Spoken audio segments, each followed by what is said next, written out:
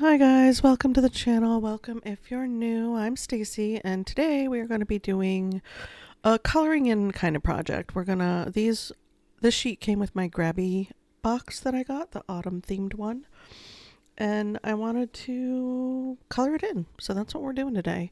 I thought they were super cute. I love anything stamp themed, postage stamp themed. So I'm just kind of going for it here. I'm using my M watercolor palette and popping in bits of color here and there. Going for that wet and wet technique, and you'll see me jumping from technique to technique, wet and wet, wet on dry. And we're going to throw in some ink and colored pencil as well. This is time-lapsed. Coloring in all these little things in the different ways took about an hour and 15 minutes. And I decided I wanted to kind of theme them, do a background color just to drop in a wash. The pumpkins, this was an afterthought. After I colored in the pumpkins, I was like, oh, I should have put in a background color. Dropping in a little bit of yellow on the orange on the pumpkins. I love this yellow look in the background and the pink. It's really pretty. Just for a base color, something to get me rolling so it's not white and I'm not, I like a nice base color or background color. And I'm going to go around the pumpkins a little bit here. See if I can drop in some color without messing things up. And I'm choosing this kind of, actually I can tell you the color. It's quinacridone violet. It's one of my favorite purples.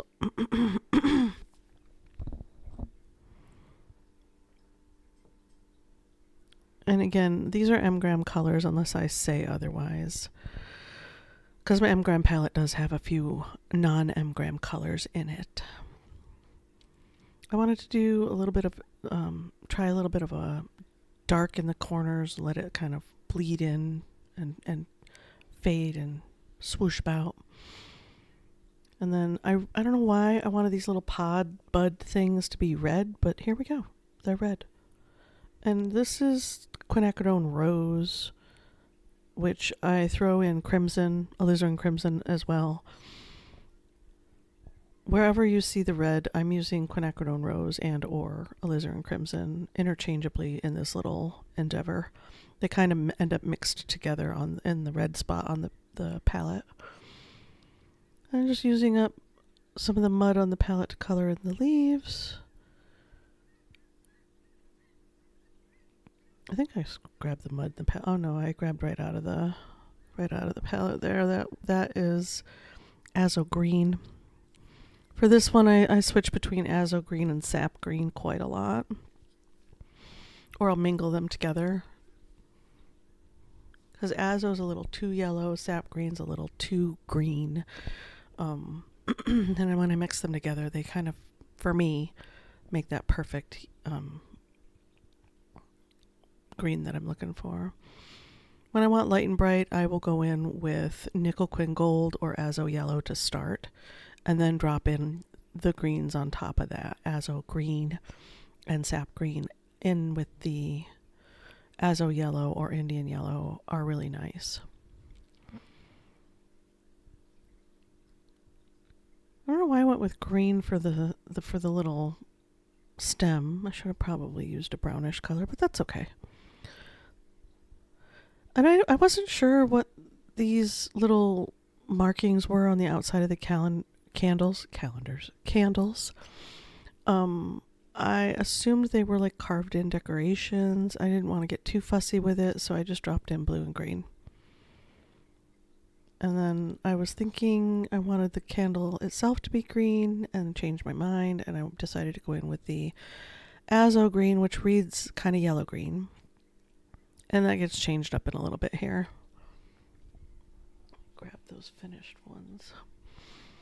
And by the time we get all done with this, we're going to have 6 little stamp cards for ephemera for journals. I might make these into tags. I might make them into little bookmarks, little square bookmarks. Those are fun, right? And I wanted the candle flame to look like a candle flame, and I got all crazy with the wet and wet over here, and it bled into the candle, and oh my goodness gracious, it's a mess. We're just gonna let it be. And blocking in the green around the pumpkins. I tend to do this. I tend to pick a color, and if it's something like this and I want it to be cohesive, I'll drop that color in everywhere so that these feel like a set or at least a little bit cohesive on a sheet. And then when you cut them up individually, they're really cute.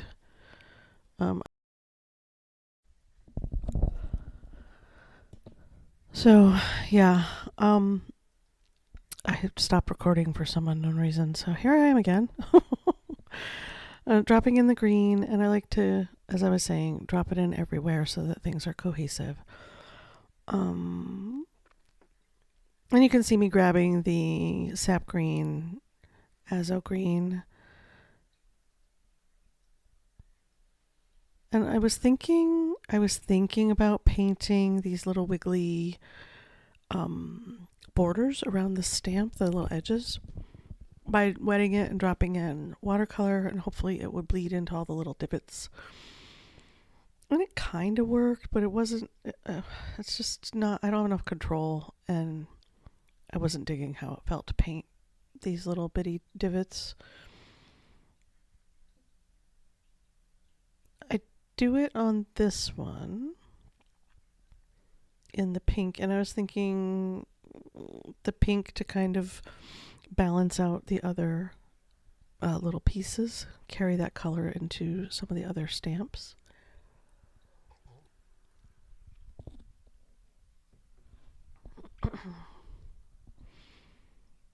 There we go. And I thought, well, maybe if I do the little divots first, it'll be better. It wasn't.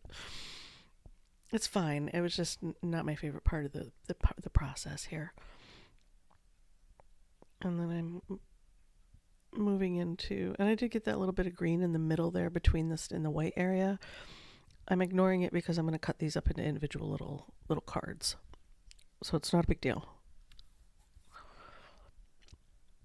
And you could leave this as a sheet and, I don't know, frame it, put it up in your house somewhere if you colored it in a colorway that you really love.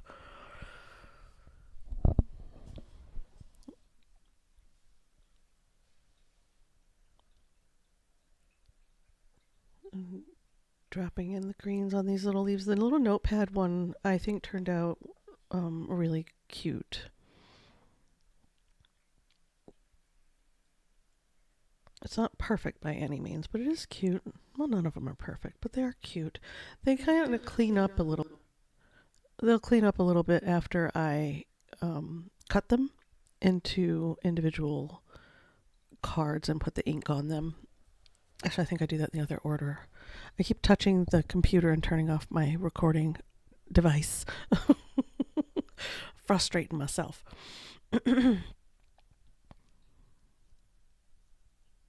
And the Grabie box, the autumn Grabie box is really nice. It came with a bunch of different things you can paint and draw on if you want to.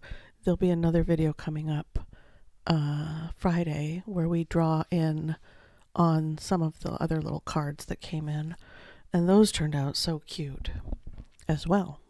So it's a fun little low pressure, no pressure drawing exercise, and this is a no pressure, low pressure coloring in exercise. Like if you could do this kind of thing with whatever medium you enjoy the most, it doesn't matter what it is. You colored pencil, alcohol marker. Maybe not alcohol marker on this watercolor paper because it will absorb a lot of the ink from your alcohol markers. Not really meant for that. I do it anyways, but just so you know. This is my Pentel brush pen. I love this thing. I have two of them now. I found the other one yesterday. So now I have one in my travel pouch, pen pouch, and I have one on my desk. Super excited. I was very excited. I thought I lost it. It was in my array of pens over here, and I'm whittling them down. They're getting down quite a bit, actually. And ran across it in the stash, and I was super excited. I was a little surprised myself. Those little wiggly marks are to make it look like, it got stamped by the post office. Or some variant thereof, not all stamps from all postal services are the same, but per my exposure to that kind of thing. I'm thinking these are buds or I don't know what this drawing is supposed to be. It's a little plant, and I kind of make it into this. I'm on the Christmas, I'm already mentally in the holidays. It's the end of October, and it's time to shift to holiday season and holiday creatives and whatnot. I still have all of my October paintings that I want to do. I'm going to be working on those later today. The Universal Monsters paintings that I want to do. I have plenty of time to work on those today and tomorrow. So they'll probably be the odd days videos. And I'll probably time lapse them because they're going to take a hot minute to do. I might put the real time version on Patreon. So if you want to come paint along, there'll be an outline, and so you can print the outline and trace it, and the line art, and trace it and paint along with, or you can do your own version. If you don't like drawing, a lot of people don't like to draw, they just like to color in and paint, and that is a good way to do things, tracing, and I can offer that through my Patreon account. Sometimes I do it for YouTube videos as well. If I put a long form video up, I will pop that, the line work with the video. Those don't tend to do very well on the channel, the long form stuff. So I offer those in my Patreon now.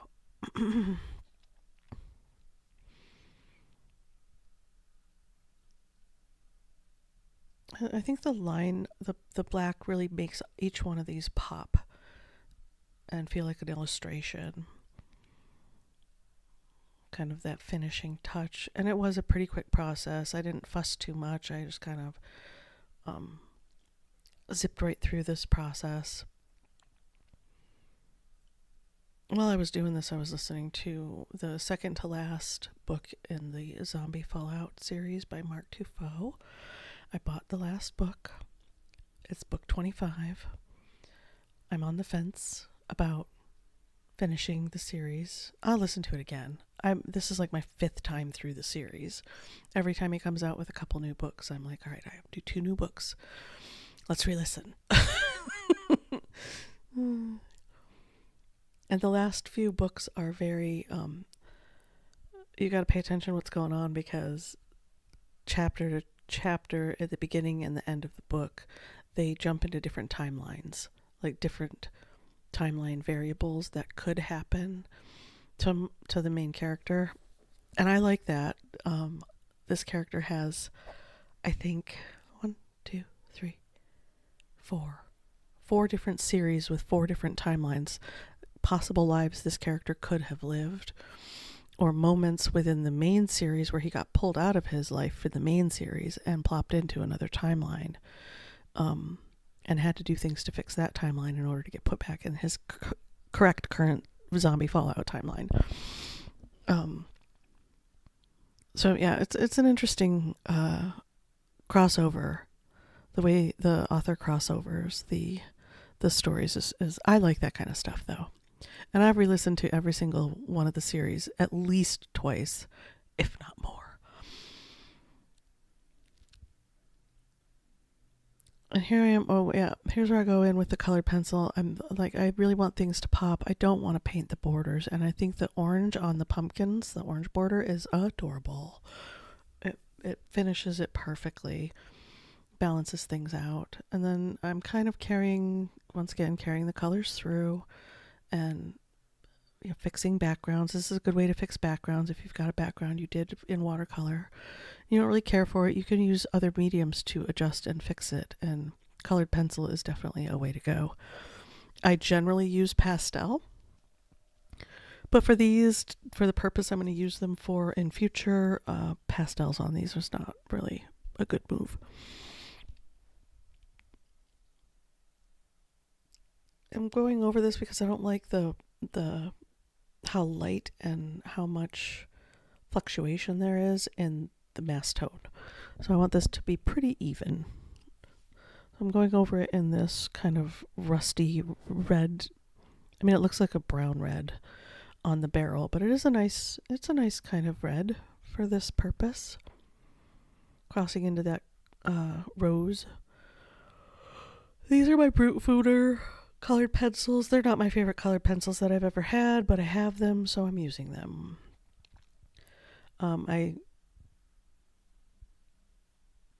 gave my Castle Arts colored pencils to my daughter for the kids because she ran out of colored pencils and funds, and she's homeschooling and has 4 kids, so I tend to scooch my art supplies in that direction if they're student grade, and I'm not using them a lot, and I don't use my colored pencils a lot, but I do like a nice set, and this is not that. They're not bad. They're not, I like a softer pencil. The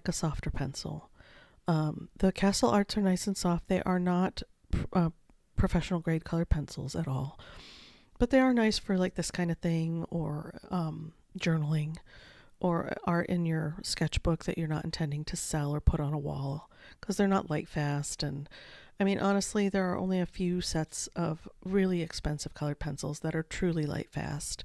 And if you're looking for that information, Lindsay the Frugal Crafter has a lot of reviews on colored pencils and light fastness.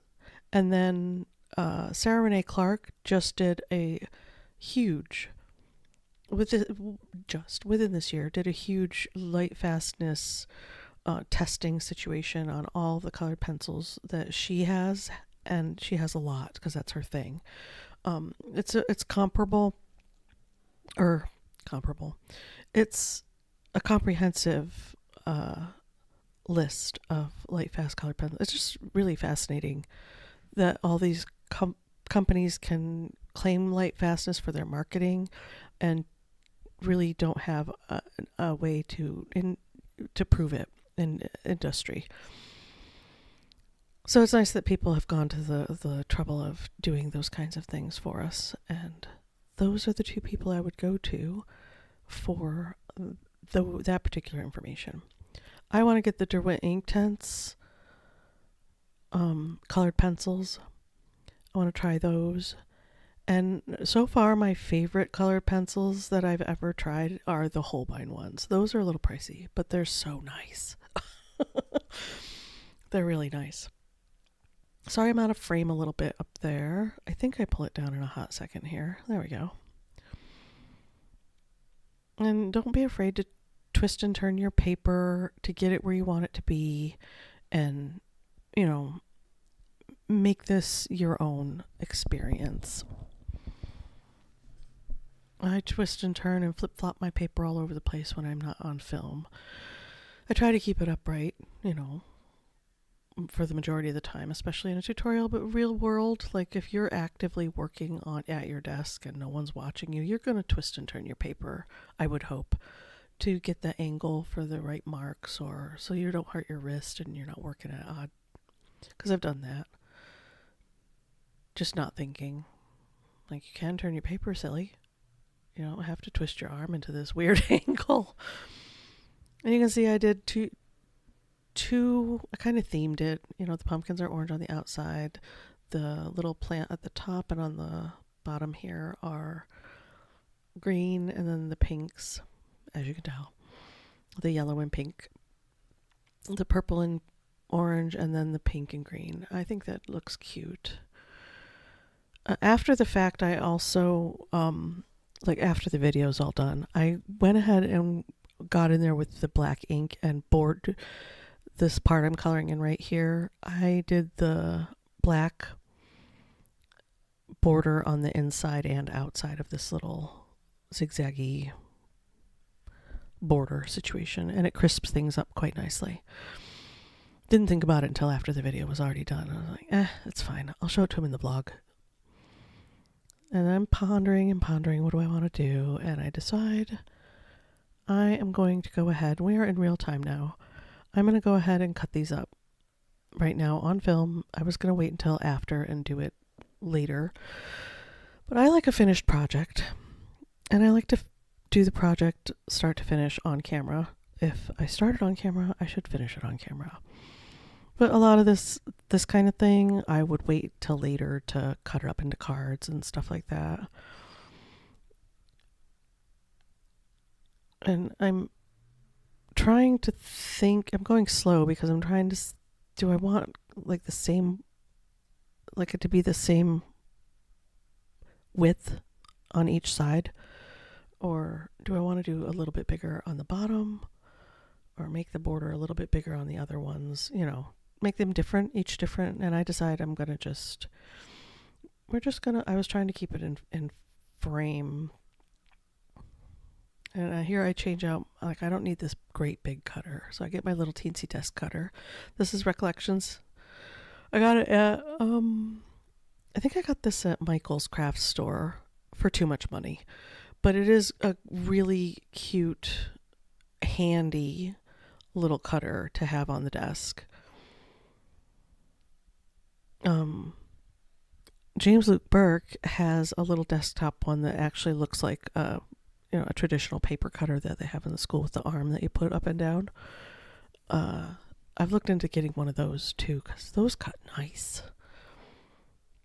This cuts nice as well, but I really like the idea of the other style of cutter for my desktop. Not necessary. I have cutters. I don't need it, which is why I haven't bought it. I don't need it. I just desire it. This is a need and desire. And then, there's the personal question I ask every time is, where's it going to live? How often are you going to use it? Fine, I'll put it back. Nowhere, not often is feedback for putting it back on the shelf. Just put it down. So I get these all cut up. I think they look super cute all cut up. I got this one a little too long on the bottom still. And you can get this Recollections cutter on Amazon as well, or you can go to Tim Holtz, I think, and get it on his website as well. If I remember, I'll link it down below if you're interested. If I don't link it, just let me know. Or you can just look it up on Amazon or whatever and pick up this or a comparable, one. Because they make, there's all kinds of brands of this little mini cutter. I find it useful when I'm doing my journaling and desktop journaling and whatnot without a lot of space. Right now I don't have a lot of space because I have too many art supplies on the desk. Is there such a thing? Too many art supplies? My brain says yes, but my heart says no. So there we go. They're all cut up. And now I want to round the corners, and I'm putting them in the order that they were in the sheet so you can see what they look like individually in the same order. Okay. I don't know why I'm pawing the art supplies, but I'm deciding what I want to do next. And here's where I'm like, missed a few marks. I'm going to put this one here. And I throw one in on another one of these. I just don't remember offhand which one. Oh, the candles. Because it didn't balance to have just one of them have the little curvature mark on it. So there we go. That helps my brain. And it's the same color scheme card, so that makes sense too. All right, here we go. I don't remember if I did the inking in. I don't think I did. I did round the corners on these and ink all the edges, I believe off camera as well. And we're going to do a little close-up of each one as they stand right now. If you want to see the finished rounded edge inked in ones, I'll show them to you on this month's vlog. So tune in for that. But here's all these. Let me know what you think in the comments below, you guys. Thank you so much for being here. And yeah, I'll see you guys in the next video. There we go. We're all set. It's fine. Stop playing with it. All right. Bye.